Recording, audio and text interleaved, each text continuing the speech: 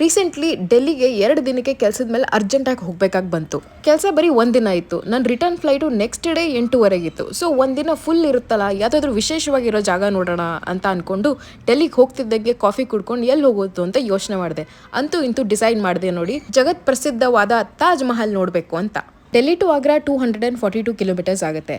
3 to 4 ಅವರ್ಸಲ್ಲಿ ನೀವು Agra reach ಆಗ್ತೀರಾ. Taxi ಸ್ಟ್ಯಾಂಡ್ನಿಂದ Taj Mahal ತನಕ ಈ ಥರ ಬಗ್ಗಿಲಿ ಕೂತ್ಕೊಂಡು ಹೋಗಬೇಕಾಗುತ್ತೆ. ಪರ್ ಹೆಡ್ 20 ರೂಪೀಸ್ ಆಗುತ್ತೆ. ಅಲ್ಲಿ ನಾನು ಗೈಡ್ನ ಹೈರ್ ಮಾಡಿದ್ದೆ. ಅವ್ರು ಬರೋಬ್ಬರಿ 2 ತಾಸು ನಮಗೆ ತಾಜ್ ಮಹಲ್ ಬಗ್ಗೆ ಡಿಟೇಲ್ ಆಗಿ ಹೇಳಿದ್ರು. ನಾನು ನಿಮಗೆ ತಾಜ್ ಮಹಲ್ದು ಹಿಸ್ಟ್ರಿ ಎಲ್ಲ ಹೇಳಿ ಬೋರ್ ಹೊಡ್ಸಲ್ಲ. ಅದ್ರ ಬದಲು ನಿಮಗೆ ತಾಜ್ ಮಹಲ್ ಬಗ್ಗೆ ಗೊತ್ತಿಲ್ಲದೆ ಇರೋ ವಿಷಯಗಳನ್ನ ಹೇಳ್ತೀನಿ.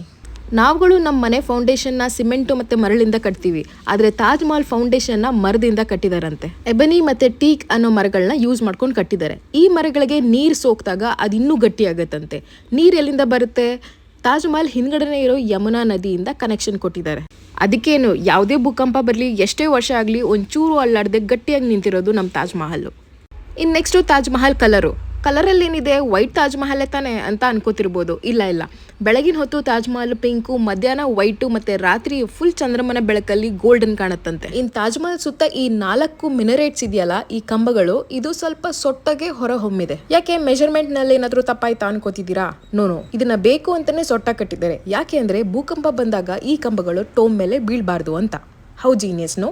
ನಾವು ಹೆಣ್ಮಕ್ಳು ಪಾರ್ಲರ್ಗೆ ಹೋಗಿ ಫೇಶಿಯಲ್ ಮಾಡಿಸ್ಕೋತೀವಲ್ಲ, ಅದೇ ಥರ ತಾಜ್ ಮಹಲ್ ಕೂಡ ಮುಲ್ತಾನಿ ಮಿಟ್ಟಿ ಮತ್ತು ರೋಸ್ ವಾಟರಿಂದ ಫೇಶಿಯಲ್ ಮಾಡ್ತಾರಂತೆ, ಬೆಳ್ಳಗೆ ಮಾಡೋಕ್ಕೆ.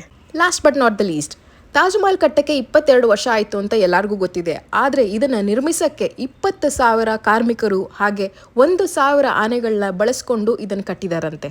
ಇನ್ನು ತಾಜ್ ಮಹಲ್ನೆಲ್ಲ ನೋಡಿದಾದ್ಮೇಲೆ ಹೊರಗಡೆ ಬಂದು ಫೇಮಸ್ ಆಗ್ರಾ ಸ್ವೀಟ್ ಆದ ಆಗ್ರಾ ಪೇಟಾನ ಟ್ರೈ ಮಾಡಿದೆ. ಇದನ್ನ ಬೂತ್ ಕುಂಬಳಕಾಯಿಂದ ಮಾಡ್ತಾರೆ. ನೋಡೋಕ್ಕೆ ಸ್ವಲ್ಪ ನಮ್ಮ ಸಂಕ್ರಾಂತಿ ಟೈಮಲ್ಲಿ ನಾವು ಸಕ್ಕರೆ ಹೆಚ್ಚು ಮಾಡ್ತೀವಲ್ಲ, ಆ ಥರ ಇರುತ್ತೆ, ಆದರೆ ಸ್ವಲ್ಪ ಸಾಫ್ಟ್ ಇರುತ್ತೆ. ಅದಾದಮೇಲೆ ಈ ಥರ ಸಾವೆನಿಯರ್ ಅಂಗಡಿಗಳು ಭಾಳಷ್ಟಿದೆ. ಅಲ್ಲಿ ಮಾರ್ಬಲ್ ಡೆಕೋರೇಟಿವ್ ಐಟಮ್ಸ್ನ ನೀವು ನೋಡ್ಬೋದು. ಸೊ ಹೀಗಿತ್ತು ನನ್ನ ಕ್ವಿಕ್ ಆಗ್ರಾ ಟೂರು. ನಿಮ್ಮೆಲ್ಲರಿಗೂ ವಿಡಿಯೋ ಇಷ್ಟ ಆಗಿದ್ರೆ ಫಾಲೋ ಮಾಡಿದ್ದನ್ನು ಮರಿಬೇಡಿ. ಹಾಗೆ ಎಲ್ಲರ ಹತ್ರ ಶೇರ್ ಮಾಡಿ, ಎಲ್ಲರಿಗೂ ಹೆಲ್ಪ್ ಆಗಲಿ.